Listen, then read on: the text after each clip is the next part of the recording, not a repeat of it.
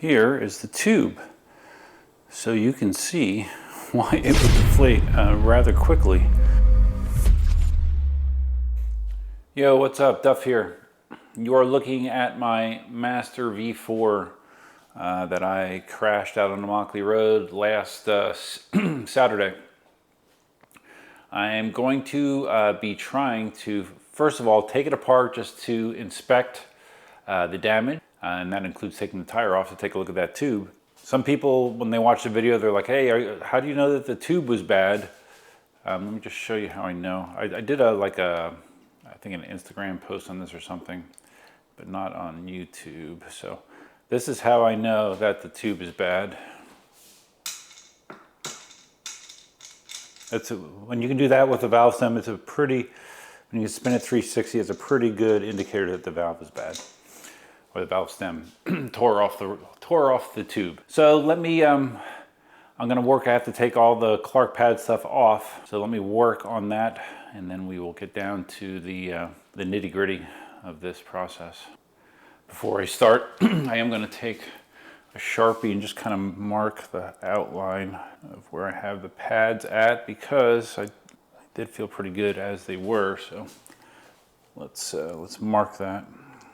Let's be proactive, right? Something that I'm not always very good at. All right, I'm gonna start undoing what I did before. Just realized that I really should do a quick close-up of everything that happened here. You can see the scuff on the pedal, and the Clark pedal. Up here, this was the rubber top here. This was pushed back, so it kept hitting the lift button, so that's why I just ripped it the rest of the way, so I don't know what it's like underneath. Yeah, you see lots of blood there. Sorry about that. Got scuffs on the front, and on this side, this little battery box protector took a nice little shot, and more scuffs on the pedal there.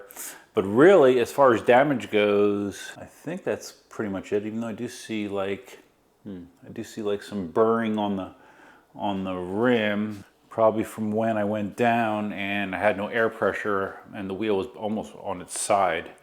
So hopefully the rim's okay because my plan is to try to put a tubeless tire on this thing. If my memory's correct, I removed two bolts here, 2 bolts in the bottom on both sides. This should just come off, I believe, at this point. Once I get it around the damaged rubber shit. There we go. Yeah, this part looks nice and intact. All right, so let's see what we're dealing with here. I am going to take the pedals off. For some reason I had it in my head that I might not have to take the pedals off, but of course I do. I don't know what I was thinking. I wasn't thinking clearly. Please subscribe. Trying to see what I'm dealing with here. Whoops. Here goes the light cover. All right, let me figure out how to get this off because it sure seems to me like the metal underneath here is bent. All right, so what it looks like to me is the light got jammed down because it did hit its nose at one point, and now this is kind of stuck on the battery box as well. So I'm hoping, whoa, if I can relieve this pressure. But I don't think the control board box and everything looks okay. So I'm thinking this is all related to the light being pushed down. So this might not be as bad as I first thought. All right, I took the bolts that hold the light on, and this is broken. The light assembly is broken. And obviously this rubber piece is ripped. So I think I will need, at a minimum, replacement light assembly with the rubber. But this all looks fine. It's not cracked, it's not damaged, and I don't see anything bent there, so that's good news. It could have been much worse. Pedals are now off. Now we need to drop it on its side to remove the motor bolts on either side. And then the motor should slide out. And then we can look at the damages inside once I get the tire off.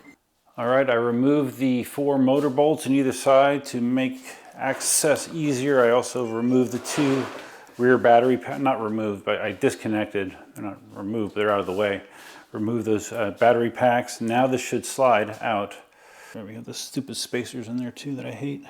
Okay. All right. I have to move the motor cable. Note to self, when doing this, it's probably better to be on a bigger table or to pay closer attention to the body of the EUC, because I was sitting here working this tire and I pushed this way and this dropped off the side, and I very, very quickly reached around and caught it. I think before anything bad happened, but yeah, not a good scene. All right, let's examine this one thing at a time. Here is the valve stem. Can we focus on that? Here is the valve stem. Yeah, you can see how that's torn completely out. Here is the tube. So you can see why it would deflate rather quickly with a hole like that in there. Yeah. And finally, I guess we need to look at the hole in the wheel, right, in the motor. All right, when you look at this on the side where the valve stem extends through the middle part, it is sharp and it is just an abrupt edge. But on the inside, you can see that they actually did chamfer this. This is angled. It looks like there was some attention given to making sure that this was not overly sharp here. So this is not bad, that side. So I don't know. What does that tell you? I don't know. Maybe my pressure was too low. Maybe the tube was just defective. I don't know. But I don't think it was because this hole was overly sharp. All right, welcome to a day or two later. Since you see me last, I did actually have this tire when I worked on this last.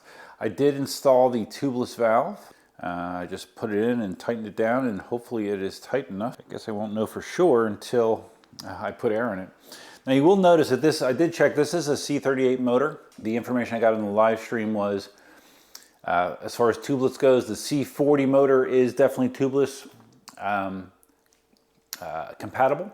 The C38 is supposedly not, because you notice that this is not a deep rim. Like most rims that support tubeless is kind of a deep V, has more on the side for the tubeless tire to rest on. This does not. So I mean, this is just an experiment, right? The tire itself, this is the TNT tire, the same one that's on the Sherman L. The difference with this tire is this is a tubeless tire that was actually designed for electric unicycles. I don't know, a veteran made that happen. I'm not sure how it happened, but this is actually designed for electric unicycles. It's not a repurposed motorcycle tire like a Michelin Pilot Street 2. So yeah, let's see. I've already attached zip ties, which has been my new preferred treatment to install tires. And I put some bull snot around the side. So let's just see how easily this slides in, because I think it's going to be pretty darn easy. And usually I don't even need tools when I use this technique.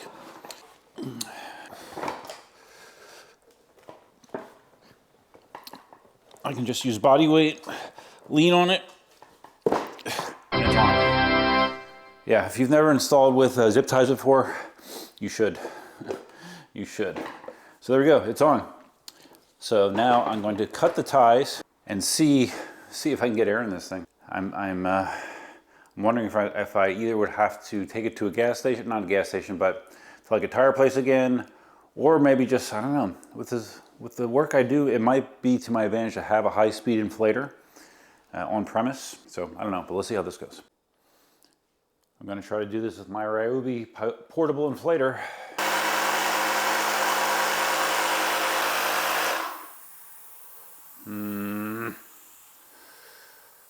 Okay, it's seated and inflated. The tubeless valve is the problem.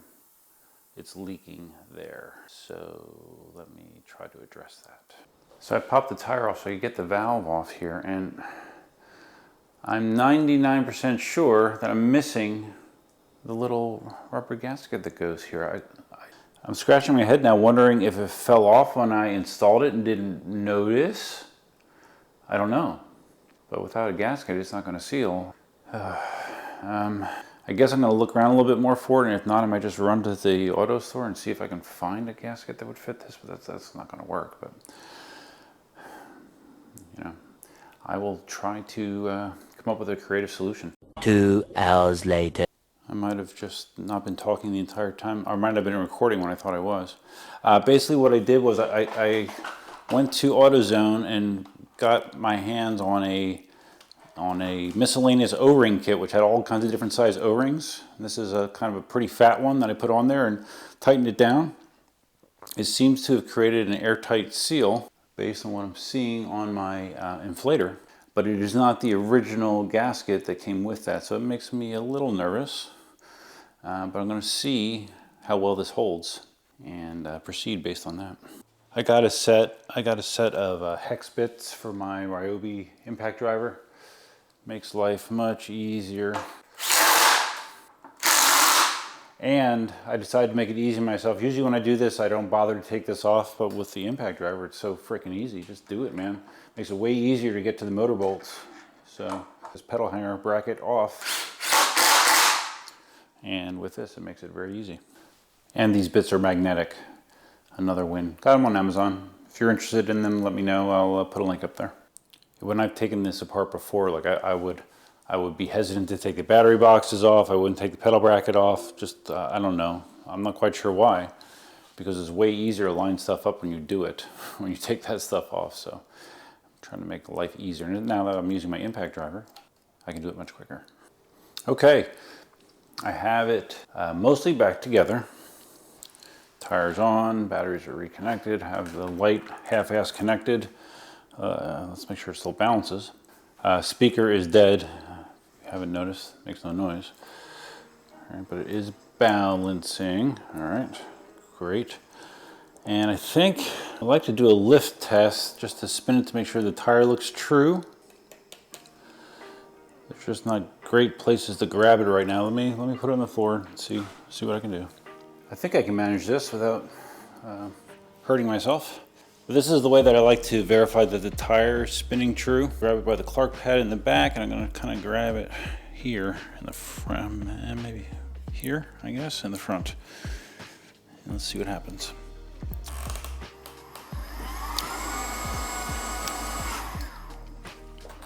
Okay, it's no beeps, like I said. Spun nice and true though, nice and true. That looked really good, so that makes me happy. Take the earbuds out. Yeah, makes sense. All right, so that's gonna wrap it up for this video. It's long enough, so this will be like part 1.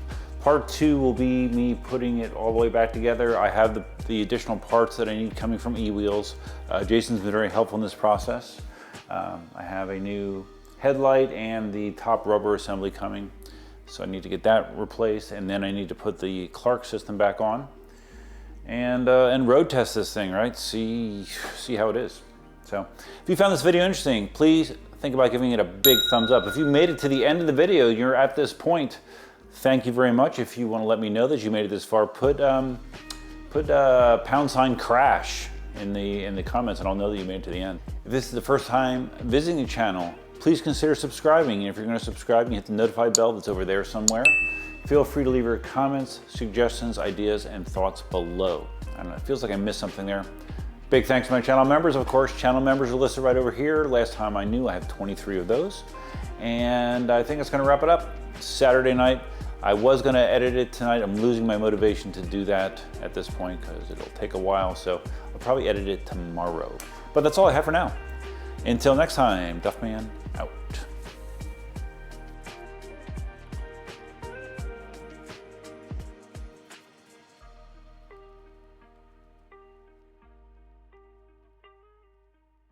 Bye.